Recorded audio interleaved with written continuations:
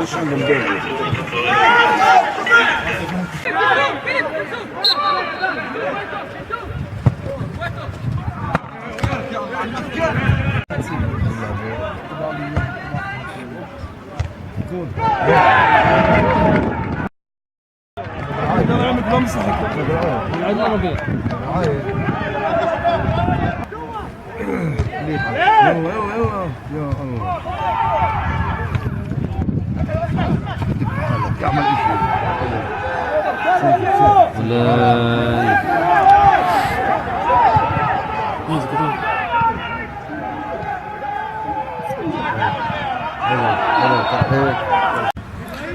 محمد أبو مخ لاعب أبناء باقة، خسارة مؤلمة اليوم.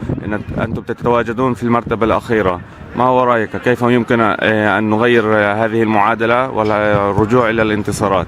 أولاش خسارة كثيرة، لأن احنا فريق يقع واحنا بحاجة لكل نقطة. بس إذا شفت أخوي عمار إنه الحكم أجى في بداية اللقاء من أول دقيقة أعطى ضربة جزاء اللي هي يعني ضرب اللي يعني شو بقول لك، مش عارف كيف الحكم صفر لها إنه هي ضربة جزاء. والله الحكم صفر، أنا مش بدي أبرر الخسارة. ما تنساش إنه بدي فريق محل أول، فريق مدجج بنجوم.